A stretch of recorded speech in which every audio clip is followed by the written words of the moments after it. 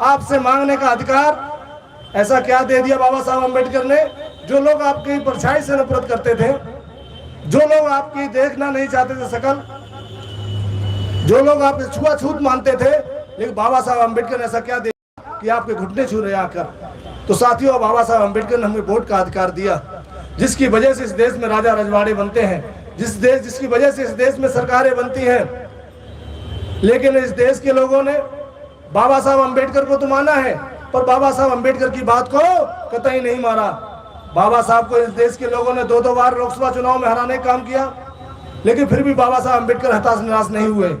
बाबा साहब अम्बेडकर को पता था कि एक ना एक दिन हमारे समाज के लोग इस वोट में समझेंगे। और तो धन्य हो मानव श्री काशीराम साहब, जो बाबा साहब अम्बेडकर के सबसे सच्चे अनुयायी और उनकी परम सच्चा आदरणीय बहन कुमारी मायावती जी, जिन्होंने संघर्ष करते हुए वोट की कीमत हमारे समाज को, पूरे देश को समझाने का काम किया।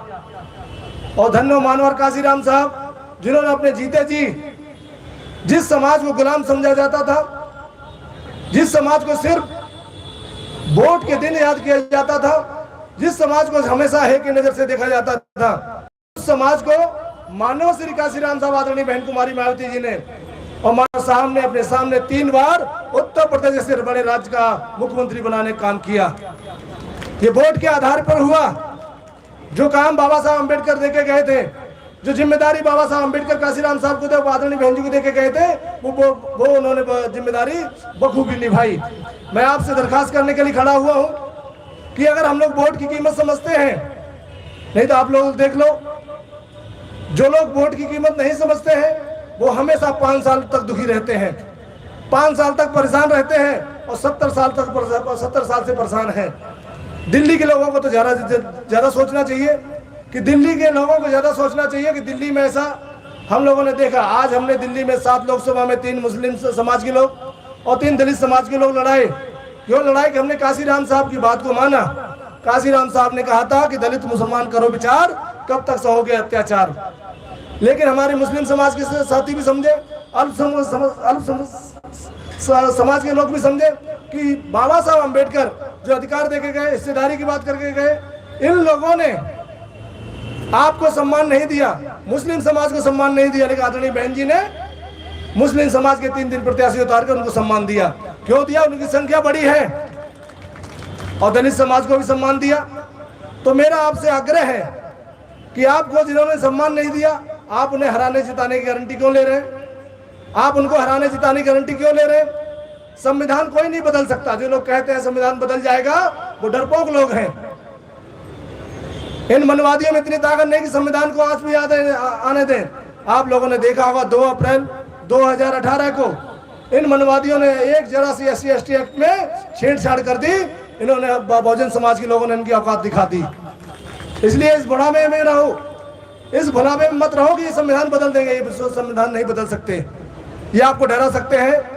और एक इंडिया गठबंधन है, एक NDA गठबंधन है, ये आपस में नूरा कुश्ती करके आपको वोट को हरने काम कर रहे हैं। मैं आपसे अपील करता हूं कि इस बार इस वोट को, हर बार आपने कभी भाजपा को जिताया, कभी आम आदमी पार्टी जिताया, कभी कांग्रेस जिताया, एक बार अपने बहुजन समाज पार्टी के हाथी निशान पर 25 तारीख को वोट डालने का काम कर लें। मैं गारंटेड कहता हूं, जो काम उत्तर प्रदेश में हुए 4 बार की सरकार में, वो काम दिल्ली में भी हो सकते हैं।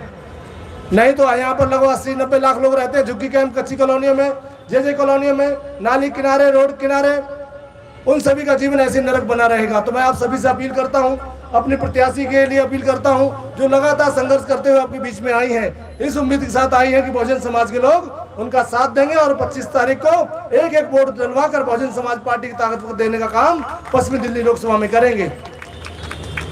तो साथियों, मैं इसी अपील के साथ, समय बहुत कम है, 9 बजे मेरी परमिशन खत्म हो जाएगी और 9 बजे के बाद हम लोग इस कार्यक्रम का समापन भी कर देंगे।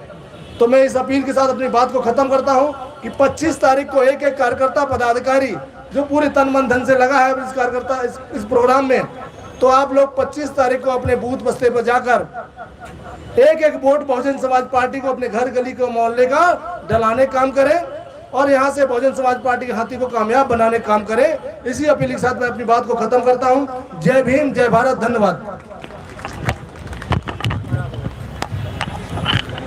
धन्यवाद केंद्रीय कोऑर्डिनेटर, दिल्ली प्रदेश प्रभारी।